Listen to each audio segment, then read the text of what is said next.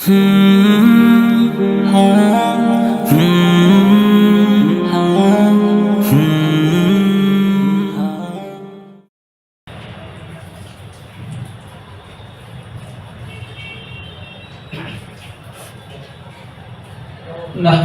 ونصلي ونسلم على رسوله الكريم اما بعد فاعوذ بالله من الشيطان الرجيم بسم الله الرحمن الرحيم قال الله سبحانه وتعالى في كتابه الكريم والفرقان العظيم إنك لعلى خلق عظيم سبحان ربك رب العزة عما يصفون وسلام على المرسلين والحمد لله رب العالمين اللهم صل على سيدنا محمد وعلى آل سيدنا محمد في أول كلامنا وأوسط كلامنا وآخر كلامنا. میرے عزیز ساتھیوں، بزرگوں، دوستوں، نوجوان بھائیوں، اللہ نے ہم سب کو ایک کامل اور مکمل کمپلیٹ اور پرفیکٹ دین عطا فرمایا ہے، اور یہ دین بہت خوبصورت اور بہت پیارا دین ہے. یہ دین مکمل دین ہے. ہمارے یہاں ہر چیز کا ایک طریقہ ہے، ایک کرائٹیریا ہے، ایک ضابطہ ہے، اور ہماری نجات کے لیے اللہ نے دنیا میں حضرت محمد مصطفیٰ صلی اللہ علیہ وسلم کو بھیجا، اور محمد رسول اللہ صلی اللہ علیہ وسلم نے وہ طریقے بتلائے اور وہ راستے دکھلائے کہ جن پر چل کر دنیا کے کروڑوں انسان کامیاب ہوئے، اور امت کی جو آج کشتی بھنور میں پھنسی ہوئی ہے، اور امت کا سفینہ جو آج غرق ہو رہا ہے اور ڈوب رہا ہے، اس غرق ہوتی ہوئی کشتی اور ڈوبتی ہوئی نیا کو پار لگانے کا ایک ہی طریقہ ہے کہ میں اور آپ اور پوری انسانیت محمد عربی صلی اللہ علیہ وسلم کے طریقے پر عمل کرنے والے بن جائیں.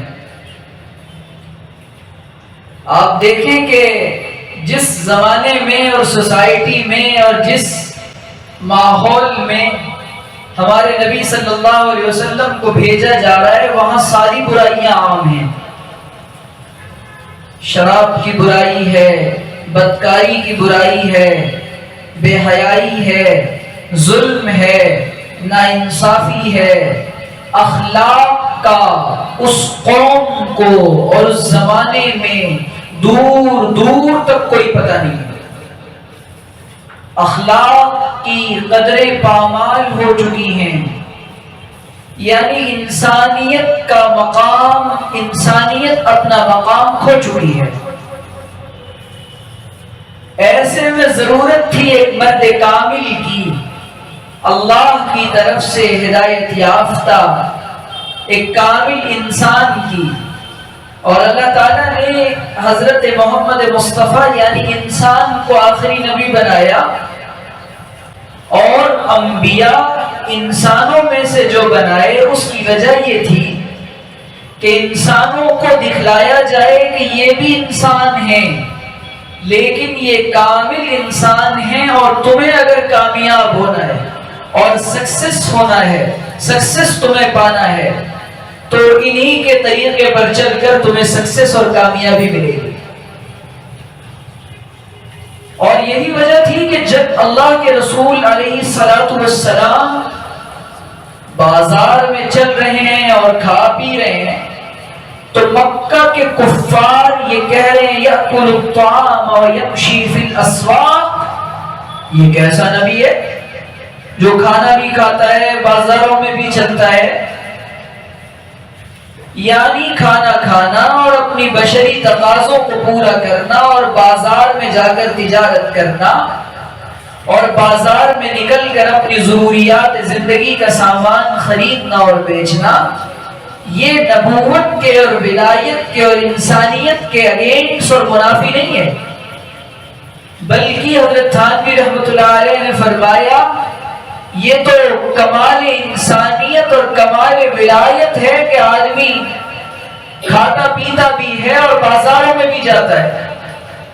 آپ بتائیں کہ اگر کسی ایسے آدمی کو نبی بنا دیا جاتا اور کسی ایسے فرشتے کو یا مخلوق کو نبی بنایا جاتا کہ جس کے پاس نہ کھانے پینے کی ضرورت ہوتی، نہ بازاروں کی ضرورت ہوتی، نہ بیوی بچوں کی ضرورت ہوتی، لیکن نبی کو ایک کامل زندگی دی جا رہی ہے، کمپلیٹ لائف دی جا رہی ہے، جس میں شادی بیاہ بھی ہے، اولادیں بھی پیدا ہو رہی ہیں، اولادوں کا انتقال بھی ہو رہا ہے، اولاد کی ولادت پر خوشی کو سیلیبریٹ کیسے کرنا ہے وہ بھی نبی کریم صلی اللہ علیہ وسلم سکھلا رہے ہیں۔ بیٹی کی پیدائش عار اور باعث شرم نہیں ہے، یہ بھی محمد عربی صلی اللہ علیہ وسلم سکھلا رہے ہیں۔ اور بیٹیوں کے نکاح کہاں کرنے یہ بھی حضور بتا رہے ہیں، اور بیٹی کو جگر کا ٹکڑا بھی حضور بتا رہے ہیں، یعنی گویا کہ انسانیت کو زندگی جینے کا اور گزارنے کا اور پوری اپنی زندگی کو سنوارنے کا ایک کمپلیٹ طریقہ اللہ کے رسول صلی اللہ علیہ وسلم بتلا رہے ہیں۔ آپ دیکھیں نا کہ اللہ کے رسول صلی اللہ علیہ وسلم کی زندگی میں ہمارے لیے کیسا نمونہ ہے، لیکن ہم نے اللہ کے رسول کی زندگی کو اپنے لیے کامل نمونہ نہیں بنایا۔ آج ہماری زندگی منتشر پڑی ہے، بکھری ہوئی پڑی ہے، اور پوری کی پوری انسانیت جو آج پریشان ہے، پوری انسانیت کی نجات کا واحد راستہ حضور علیہ السلام کی اتباع میں رکھا گیا، اور یہ کہہ دیا گیا کہ اگر آپ کو اللہ سے محبت ہے تو اللہ سے محبت کا تقاضا یہ ہے کہ محمد رسول اللہ کو فالو کرنا پڑے گا اور آپ کے طریقوں کو اپنانا پڑے گا۔ اور حضور کی زندگی میں ہمارے لیے بہترین نمونہ رکھا گیا۔ آپ کی جوانی جو بتائی گئی وہ پاکیزہ جوانی ہے، اور کیسی جوانی ہے؟ روایات میں آتا ہے، راوی کہتے ہیں حضور علیہ السلام کنواری لڑکی سے زیادہ حیا کرنے والے تھے، اور جب آپ چلتے تھے مکے کی گلیوں میں اور مدینہ کی گلیوں میں، پوری زندگی کا آپ کا معمول تھا، آپ کی نگاہیں جھکی ہوتی تھی، نہ دائیں دیکھتے نہ بائیں دیکھتے، کسی پر کوئی غلط نگاہ کبھی حضور پرنور نے نہیں ڈالی، اور کسی نے یہ الزام بھی اللہ کے رسول پر نہیں لگایا کہ نعوذ باللہ حضور صلی اللہ علیہ وسلم کی جوانی میں یہ نقص ہے اور آپ نے یہ کیا۔ اتنی پاکیزہ اور شفاف جوانی اور زندگی اللہ کے رسول نے گزاری ہے۔ آج ہمارے پاس دو آئیڈیالوجیز ہیں اور دو نظریات ہیں اس دنیا میں۔ آج جو جنگ چل رہی ہے نا، وہ نظریات کی جنگ چل رہی ہے۔ ایک نظریہ ہے کہ آپ حضور صلی اللہ علیہ وسلم کو اپنے لیے کمپلیٹ رول ماڈل تسلیم کریں اور حضور کی زندگی میں اپنے لیے نمونہ تلاش کریں کہ اسی میں کامیابی ملے گی۔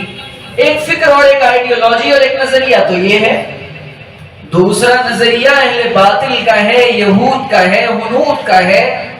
وہ یہ کہہ رہے ہیں کہ آپ کی مرضی، جیسا کھانا کھانا ہے کھائیں، شراب پینی ہے پیئیں، جیسے کپڑے پہننے ہیں پہنیں، جیسے بال رکھنے ہیں رکھیں، جیسی بولی بولنی ہے بولیں۔ لیکن یہاں جب آپ یہ کہتے ہیں اور میں یہ کہتا ہوں کہ محمد الرسول اللہ، یعنی میں نے اور آپ نے یہ مان لیا کہ اللہ کے رسول ہمارے لاسٹ پروفٹ اور نجات دہندہ ہیں اور آخری میسنجر ہیں، اور آپ ہی کے طریقے میں مجھے اور آپ کو کامیابی ملے گی اور ساری انسانیت کو کامیابی ملے گی۔ جب میں نے اور آپ نے یہ تسلیم کر لیا اور مان لیا، اب حضور کے طریقے سے 1 انچ ہٹ کر بھی مجھے اور آپ کو کامیابی نہیں ملنے والی۔ آج دیکھیں نا، کلچر کی اور شریعت کی 2 آئیڈیالوجیز بن چکی ہیں، 2 نظریات ہیں۔ ہمارے یہاں کلچر کو ترجیح دی جاتی ہے، پرائرٹی دی جاتی ہے، یعنی لباس ہم وہ پہنیں گے جو ہمارے کلچر کا حصہ ہو، اور یہاں پر کہا جا رہا ہے کلچر بڑا نہیں ہے، کلچر کو چھوڑ دیا جائے گا جہاں پر محمد رسول اللہ کا طریقہ آئے گا۔ جب یہ بتا دیا گیا کہ مسلمان نوجوان کی شان نہیں ہے وہ ننگے سر گھومے اور ننگے سر رہنا یہ مسلمان کو زیب نہیں دیتا، اس پر سجتا نہیں، جچتا نہیں، تو بغیر ننگے سر رہ کر یہ مسلمان اپنے آپ کو مسلمان کیسے ثابت کرے گا؟ آج تو دنیا بھر کی قومیں اپنے آپ کو اپنا مذہب بتانے پر تلی ہوئی ہیں کہ ہم اس مذہب کے ماننے والے ہیں، اور مجھے معاف کریے گا، میں اور آپ اپنے مذہب کو چھوڑ کر یہ بتانے پر تلے ہیں کہ میں نے اور آپ نے اپنے دین سے کمپرومائز کر لیا ہے۔ اچھا، کمپرومائز بھی میں نے اور آپ نے کس سے کیا؟ میں نے اور آپ نے کمپرومائز کیا ہے باضابطہ مغربی تہذیب سے اور ویسٹرن کلچر سے۔ کون سی تہذیب؟ محمد رسول اللہ جو تہذیب لے کر آئے تھے، جو شریعت لے کر آئے تھے، یہاں انسانیت کو جینے کا حق دیا گیا تھا، ماں کو ماں کا مقام دیا گیا تھا۔ امریکہ والوں سے پوچھئے، ان کے یہاں اولاد بڑی ہو جاتی ہے، ان کو نہیں پتا ہوتا ہمارے ابا کون ہے۔ یہاں وہاں پہلے اولاد ہوتی ہے، بعد میں شادیوں کا رواج ہے۔ حضور نے سوسائٹی کو پاک رکھنے کے لیے پہلے نکاح کو عام قرار دیا اور عام کروایا ہے کہ نکاح سوسائٹی میں نکاح کو پروموٹ کیا جائے اور بے نکاحوں کے نکاح کروائے جائیں۔ ہوگا کیا؟ سوسائٹی سے بے حیائی کا اور بد کرداری کا، فحاشی کا خاتمہ ہوگا۔ لیکن میں نے اور آپ نے اس کلچر کو چھوڑ کر اور یہ سوچا کہ نہیں، آپ فرما رہے یا معشر الشباب من استطاع منکم الباءۃ فلیتزوج، اے نوجوانوں کی جماعت، تم میں سے جو نکاح کی طاقت رکھتا ہے وہ نکاح کرے۔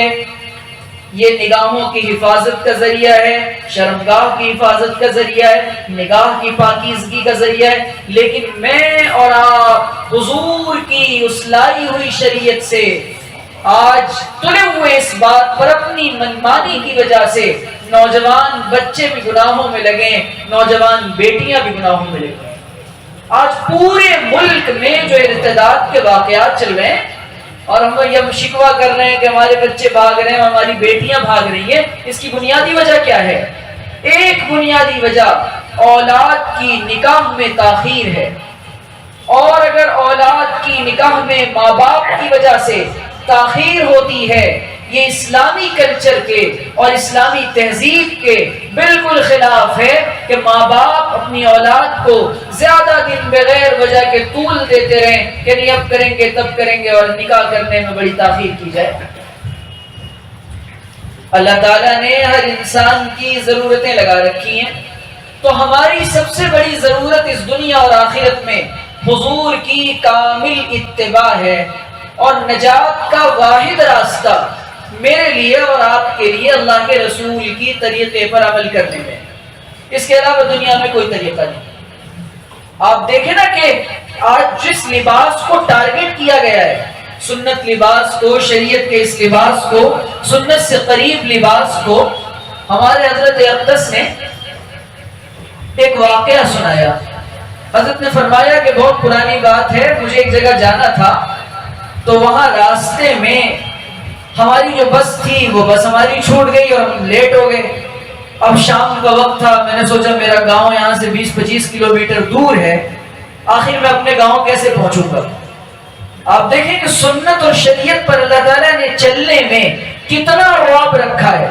صحابہ نے جتنی جنگیں جیتی ہیں، تعداد اور اسباب یہ بات کی چیزیں ہیں، پہلے حضرات صحابہ نے اپنے آپ کو سنت و شریعت کا پابند بنایا تھا، تقوی سے اپنے دل کو منور کیا تھا اور حضور کی سیرت کو اپنے اندر بسایا تھا، جس کے نتیجے میں فتوحات کے دروازے ان کے لیے کھلتے چلے جا رہے تھے. اور میں اور آپ پوری دنیا میں اس لیے مارے جا رہے ہیں کہ میں نے اور آپ نے حضور کے مبارک طریقے کو چھوڑ رکھا ہے. ہم نے سمجھا اس لباس سے کیا ہوگا، اس داڑھی سے کیا ہوگا. اللہ نے اپنے نبی کے تمام طریقوں میں رعب رکھا ہے اور سنت کے ساتھ اللہ کی نصرت کا وعدہ ہے، اور سنت کو ترک کر کے اللہ تعالیٰ کی نصرت اور مدد نہیں آئے گی. چنانچہ والد حضرت نے فرمایا کہ شام کا وقت ہو گیا، میں نے یہ خیال کیا کہ بھائی مجھے وہاں پہنچنا ہے، لہٰذا ایک بائک والے صاحب آ رہے تھے. میرے ساتھیوں نے کہا کہ حضرت ہم ان سے پوچھتے ہیں اگر آپ کو یہ اس گاؤں میں پہنچا دیں. تو انہوں نے پوچھا بھائی فلاں گاؤں چلو گے؟ اس نے کہا میں بھی وہی جا رہا ہوں، آپ کو چھوڑ دیتا ہوں، آئیے مولوی جی، حاجی جی بیٹھ جائیے. حضرت کہہ رہے ہیں میں نے وہی کرتا پجامہ، پتلون، ٹوپی اور داڑھی، یہی میرا لباس اور یہی شباہت. اس نے مجھے بٹھا لیا اور وہ ایسا راستہ تھا کہ ڈاکو اس علاقے میں اس راستے پر لوٹا کرتے تھے. حضرت کہتے ہیں کہ جب میں اس کی گاڑی پر بیٹھا تو میں نے کہا آپ کا نام کیا؟ انہوں نے نام بتایا. تو اس نے کہا میں ایک لالا ہوں اور ایک بنیا ہوں، آج میری وصولی کا دن تھا اور میں وصولی کر کے آ رہا ہوں. تمہارے حضرت نے پوچھا اچھا وصولی ہو گئی؟ اس نے کہا ہو گئی. کہ کتنے کی؟ 18,000 کی. اور 20-30 سال پہلے 18,000 بڑی قیمت ہوتی تھی اور گاؤں دیہات کے علاقے میں. تو حضرت نے کہا ایک بات بتائیں سچی سچی، آپ کو یہ بات معلوم ہے کہ یہ راستہ ڈاکوؤں کا ہے؟ آپ کو یہ خیال نہیں آیا کہ کہیں میں ڈاکوؤں سے ملا ہوا نہ ہوں اور آگے چل کر آپ کو لوٹ لیں؟ یا یہ کہ میرے ذریعے آپ کو خطرہ محسوس نہیں ہوا کہ میں آپ کو مار دوں اور یہ سامان لے لوں اور آپ کے پیسے بھی ضبط کر لوں اور آپ کی گاڑی لے کر فرار ہو جاؤں؟ وہ ہنسنے لگا اور کہنے لگا کہ جس لباس کو اور جو چہرہ آپ نے بنا رکھا ہے، بات اصل میں یہ ہے اس لباس میں آپ تو کیا کوئی لباس والا اس طرح کا کام نہیں کر سکتا. بلکہ اس نے اس سے بڑی بات کہی، اس نے یہ کہا کہ اصل میں بات یہ کہ اگر مجھے یقین ہے کہ ڈاکو لوٹنے بھی آ جائیں تو آپ جیسے بھلے آدمی کو دیکھ کر اور اس لباس اور داڑھی کو دیکھ کر وہ ہمیں لوٹیں گے بھی نہیں اور چھوڑ دیں گے. تو میں نے تو آپ کو اپنی حفاظت کے لیے بٹھایا ہے. تو اللہ تعالیٰ نے اپنے نبی کے طریقے میں اور داڑھی میں اور اس کرتے پجامے میں بڑا رعب اور بڑی نورانیت اور بڑا اٹریکشن رکھا ہے، لیکن میں نے اور آپ نے اس کو چھوڑ رکھا ہے. چنانچہ اسلامی لباس اور اسلامی اقدار اور روایات کے ہم پابند بنے. ہمارے پاس ایک کمپلیٹ دین موجود ہے، ادھورا نہیں.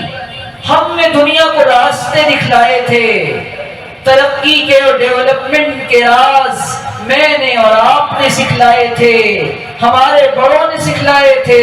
لیکن آج میں اور آپ بھیک مانگ رہے ہیں اور کہہ رہے ہیں کہ ہمارے پاس طریقہ نہیں، اللہ معاف کرے.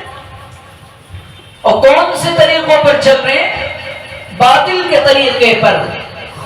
جن بیچاروں کو استنجا کرنا نہیں آتا، اب حضور نے کہا جب واش روم میں جاؤ، بیت الخلا کے لیے جاؤ، سر ڈھکا ہونا چاہیے. سائنسدان اور کئی ممالک میں وہاں جب واش روم میں لوگ جاتے ہیں تو سروں پر رکھنے کے لیے ایک پلاسٹک اور ایک پلاسٹک کی ہیٹ اور کیپ دی جاتی ہے. وہ یہ کہتے ہیں کہ جب انسان قضائے حاجات سے واش روم سے فارغ ہو کر اٹھتا ہے تو کئی جراثیم اور بیکٹیریا اڑتے ہیں جو اس کے سر پہ جاتے ہیں.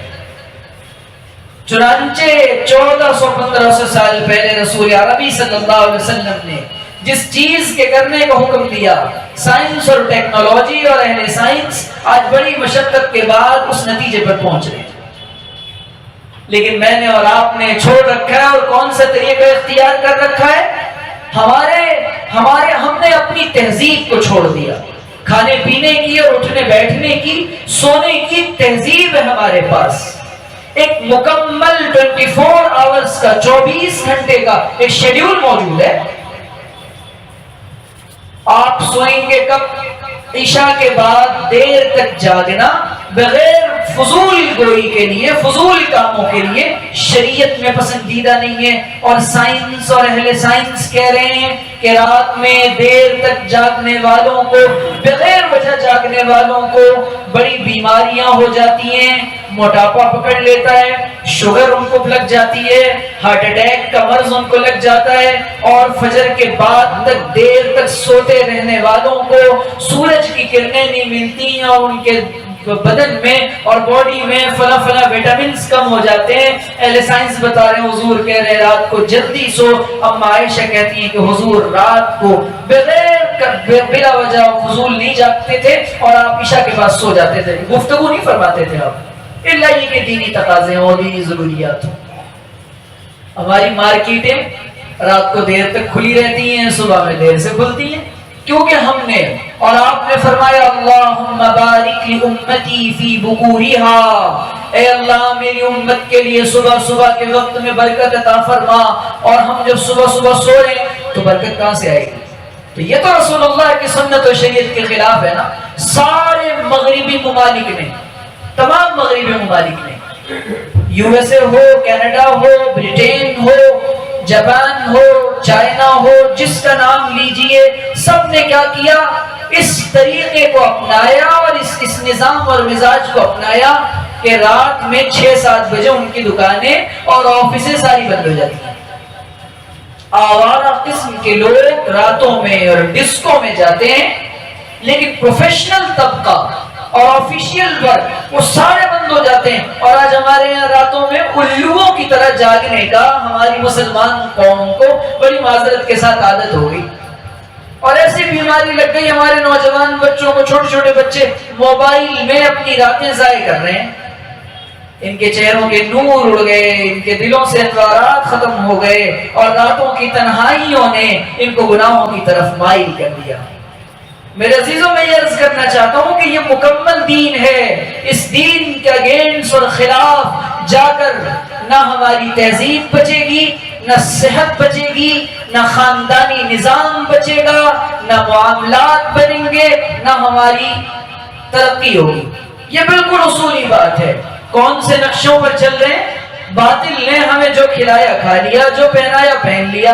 باطل نے کہا یہ بہت فری ہے اور بہت اس میں کمفرٹ فیل ہوتا ہے، لہذا لباس آپ یہ پہنے، اور رسول کہہ رہے ہیں کہ لباس تو ڈھیلا ڈھالا ہونا چاہیے، جس میں اعضاء اور انسان کے باڈی کے جو پارٹس ہیں اس کے نشیب و فراز وہ دکھے نہیں اور جھلکے نہیں۔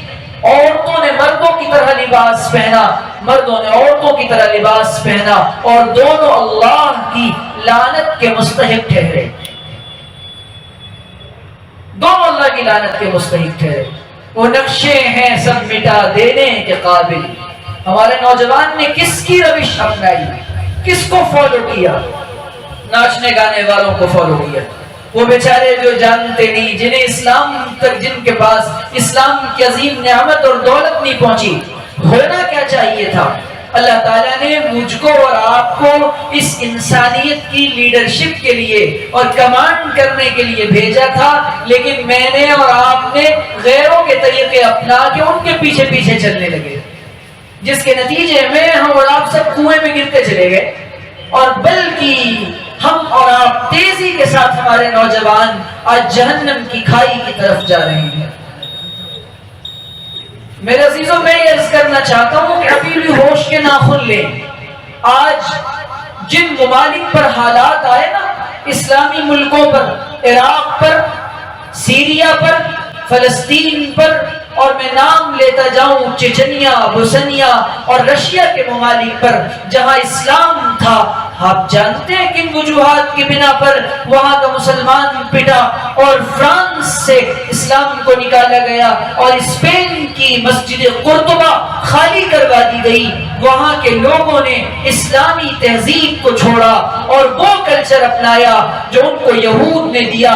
شروع میں تو بڑا مزہ آیا اور بڑا اچھا لگا، لیکن بعد میں ذہنوں پر اس کلچر کا اور تہذیب کا اثر یہ ہوا کہ ذہن و فکر پر وہ تہذیب حاوی ہوتی گئی، اور ہمارا جوان ان کی راتیں ان کی طرح جاگنے لگا، صبح ان کی طرح اٹھنے لگا، گناہ کر کے سونے لگا اور گناہ کر کے اٹھنے لگا، جس کے نتیجے میں اللہ تعالیٰ نے دین اور دنیا دونوں کے سٹیج سے ہمیں نیچے اتار دیا۔ نہیں جن میں تمہارا عکس شامل، نہیں جن میں تمہارا عکس شامل، وہ نقشے ہیں سب مٹا دینے کے قابل۔ اور اللہ کے رسول کا طریقہ کیا؟ اللہ سے ملانے کا طریقہ ہے، اور دنیا کے جتنے طریقے ہیں سب شیطان تک اور جہنم تک لے جانے کے طریقے ہیں۔ مجھے اور آپ کو یہ بات بہت ہوش مندی کے ساتھ سمجھنی ہوگی۔ آج اہل باطل اس ملک میں یہی چاہتے ہیں کہ ہم اور آپ ان کی تہذیب اپنا لیں، اور کیا چاہتے ہیں؟ وَلَن تَرْضَىٰ عَنْكَ الْيَهُودُ وَلَا النَّصَارَىٰ حَتَّىٰ تَتَّبِعَ مِلَّتَهُمْ قُلْ إِنَّ هُدَى اللَّهِ هُوَ الْهُدَىٰ وَلَئِنِ اتَّبَعْتَ أَهْوَاءَهُمْ بَعْدَ الَّذِي جَاءَكَ مِنَ الْعِلْمِ۔